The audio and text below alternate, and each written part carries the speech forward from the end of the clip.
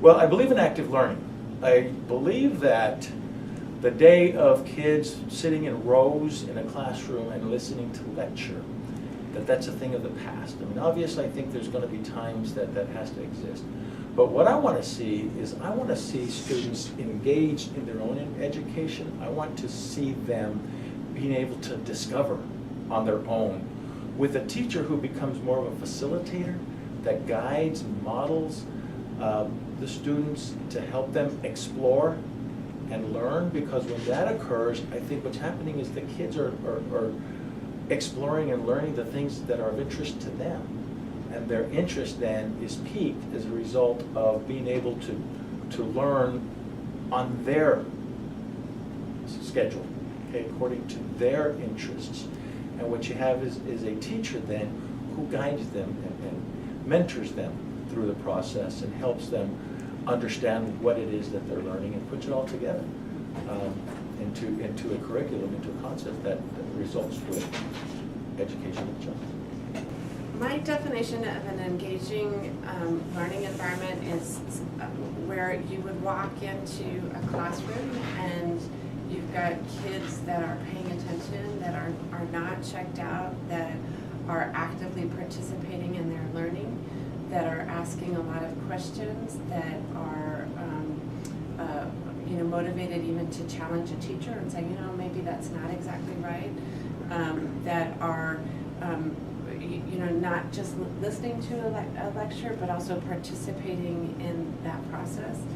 And so that for me is really, and I think it's one of those things that you could probably almost test the minute you walk into a room. And so that, you could see people, really actively listening, engaged in their learning, or, checked out and bored and ready to get out of the class as soon as they can. I would also just add to that that the rigor of the instruction is very high, so that it's not just kind of a fun environment, but it's also an environment where a kid is being challenged. So probably a lot of frustrated looking kids, feeling like, that place when you're almost there, you almost got it, you almost get it. Like, I think the more we have that in our education, the better, really kind of forcing kids beyond their comfort level. We've initiated a program. Hopefully it's working. The more I see, the more I believe in it. And that's called the, the learning environment, where students are 80% of the learning and the teacher is a facilitator. It's called active learning. And we're trying to throw out all the old preach and teach items. And if a student wants to learn, they will. And if they find something interesting, they'll learn it. And they have to learn social skills also, and that helps the social skills. So it's not just a teacher, well, it's teacher initiated, of course it is. Here's your project, here's what we want you to do. I'm here to help you get this project going and completed. And we're going to use everything we have, including technology. Y'all are a brand new generation of people who have grown up with technology, and we can't throw that out the window. We have to incorporate it into our teaching. And that's what we're trying to do, incorporate everything we have, give you a laptop, put you in an environment where you want to learn. And that's what the active learning situation is. It's project-based. And the teacher will say, at the end of the semester, I want you to do X. And he'll say, I'm here to help you do that. I'm here to guide you if you want help. I'm here to provide the expertise as far as where you can find the materials. But in the end, the group of you are going to have to come up with a project, and all of you are going to have to be responsible for the result. A learning environment is extremely important, and one of the initiatives that the school district is now pursuing, it's become one of our pillars, is the active learning. We want students to have the ability to engage in their education. Education evolves, it changes like everything else, and so it's very important to be able to evolve, but provide during that involvement, provide a top high level education. Coronado High School has IB programs. That's very important. They have a Future Farmers of America, FFA. That's important. So we have to make sure that we're providing programs that are very important, but engaging programs that allow interaction. In the real world, gone are the days of, in the real work, you know, in the private sector, there's a lot of collaboration. The workforce is now expected to work together, work on projects, pull more minds together on projects. You know, more the merrier, more minds better than one. I think that's kind of the future of the workforce. And so we're pushing our education at EPISD. Our directive is collaborative and interactive learning.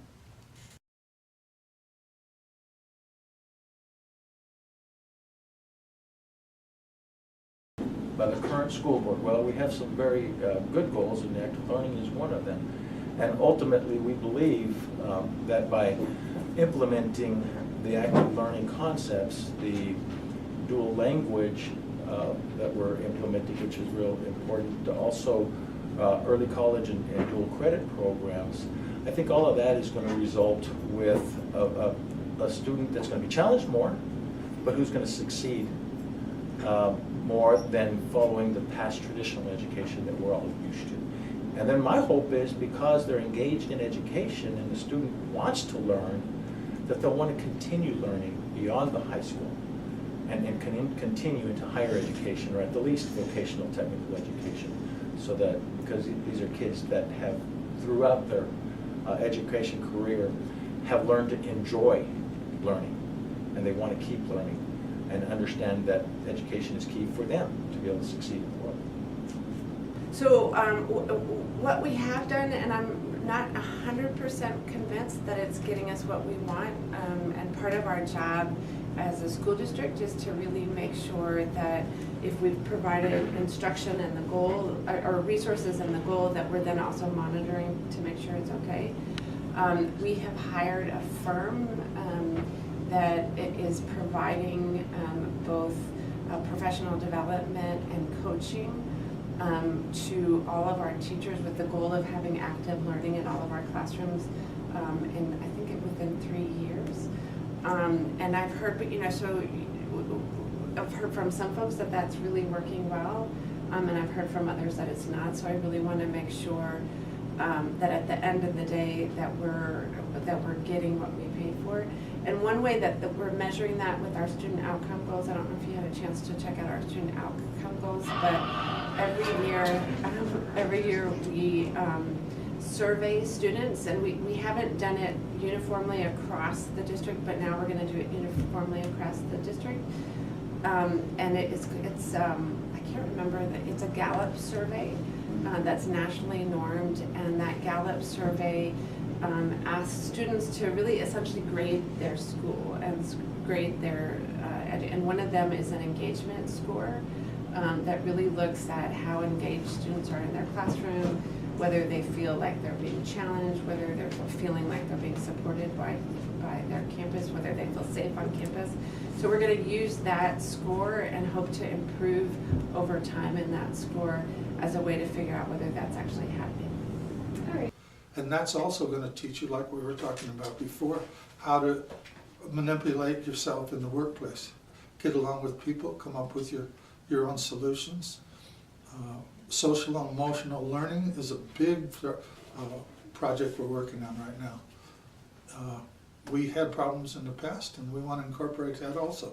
We want to remove the impediments to your learning. If you're having problems here, let's fix that. If you're having problems here, fix that. We want you to concentrate on your studies. We want the teachers to say, I'm a facilitator. I want you to have the best result possible, but it's going to be up to you. And put the responsibility on you. So, as a school board member, I'm one of 7. And so we have to ensure as a school board that we're aligned well, that we have healthy discussions, where we set strong initiatives and board goals. And one of those board goals is interactive learning, collaborative learning, and we've set high expectations for our school district and our leadership to ensure that we have an organization come in and help us transition from the standard in the row teaching to collaborative learning, like we're doing, maybe in this setting, circle-centered learning environment.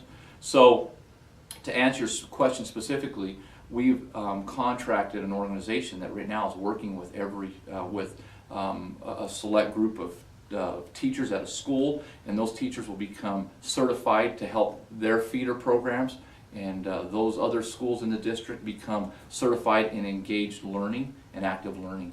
And so we need to make sure we have the right programs in place to encourage and foster that learning environment.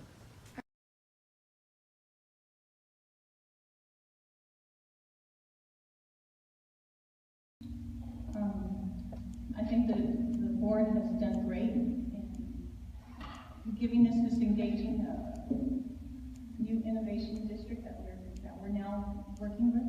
And the best thing is to be able to recognize that the old standard of teaching, of making everybody sit in a row, making everybody sit at a desk, and making teachers follow, a strict textbook, is an old way of thinking. We've got new ways of thinking. We've got children who are more exposed to technology at a greater age, at a younger age, than any of us were ever before. I think even in my 27 years of being in and around the district, I've been very lucky to see how we've gone from the standard, I guess, of everybody, let's sit in a row, everybody, let's say good morning, everybody, let's get out our pencil and we're going to get ready to learn our ABCs, 1, 2, 3s. Gosh, now we're teaching kids ABCs and 1, 2, 3s in different languages. How great is that? We're learning other languages by being able to connect through technology with other parts of the U.S., with other parts of the world, when that was something that was just a dream, maybe even 20 years ago to us. We would have never had that dream, and it's taken good innovation on your part and from, I guess, our other administrators to push us this way. And what better way than to sit there and show our own children what we can do. I hate to say it, but you can always teach an old dog new tricks, and we're on that learning curve too. And I think it's a constant evolving circle that we have to constantly better ourselves. And in bettering ourselves, we come back home. We better our children. Our children go back to school. And I've seen students teach teachers, no ma'am, this is the way you get out of this program, and this is the way you need to fix it. Almost without saying too much, my daughter's at the Young Women's Academy, and absolutely loves it. And I thank you all for going that decision. And one day on my own computer, she came over and said, Mom, she said, why are you doing it like that? And I said, I don't know, that's just the way I learn. And she was very gutsy in telling me, no, Mom, you're doing it the wrong way. And proceeded to show me how to do it better. And it blew me away that my child, who's in 6th grade, knows that when back in 6th grade, we were barely, starting to maybe do learning algebra, long division. And she's now working with a computer, and it blows me away. I think engagement is the key to a quality education. So I was extremely pleased to see that one of the 3 main goals of the Board of Trustees was an increase in student engagement as defined by the student Gallup poll. The Gallup student poll. To me, engagement, I guess I would say, leads to students becoming learners instead of simply being educated by the teacher. That's sort of the 20th century model for education, is that the student sits there, the teacher gives up and lectures.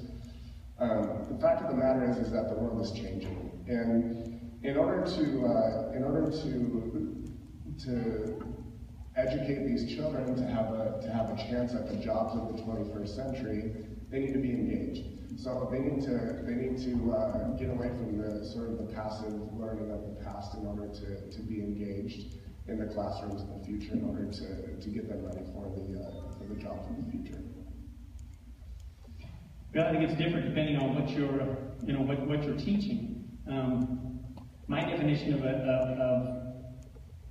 a learning environment is one in which that it's positive, it's got the necessary resources available to the kids, it's got teachers that are motivated and happy and want to do the job they're doing, and it's got administrators that are going to back those teachers up in the different things that they're going to do.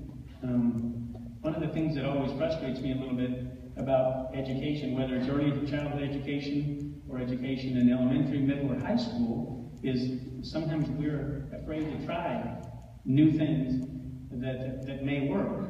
We're about to enter a time when kids have grown up with cell phones and tablets, and it's going to produce a different child when they get into middle school and high school and college.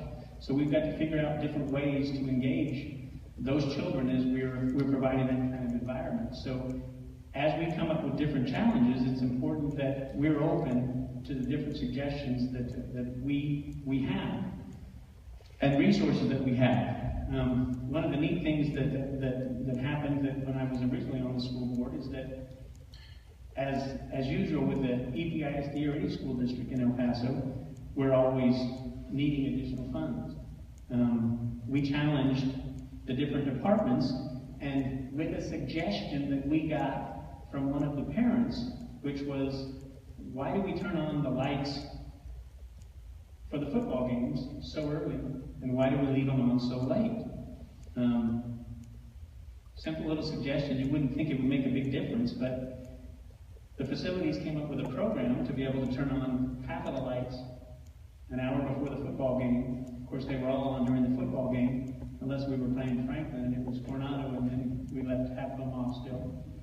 That's a joke also. But then at the end of the game, again, half of the lights went on. Just that little change saved us $1 million that year.